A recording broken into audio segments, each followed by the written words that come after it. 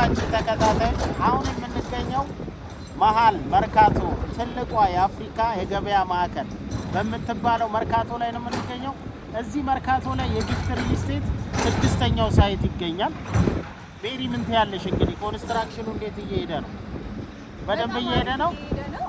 ሹሪንግ ተቀብሯል። እኔ ገርሞኛል። ባለፈው 15 ቀን ስመጣ ምንም ነገር የለም ነበር። አሁን ያለው ነገር ፕሮግረሱ በጣም ሹሪንግ ከተቀበረ በኋላ ፋውንዴሽን ነው እየቀጠለን ያለ ነው። እንደምታዩት በጣም እየተቆፈረ ነው። ሲኖች አፈጭ ነው እየወጡ ነው። ፕሮግረሱ በጣም አሪፍ ነው።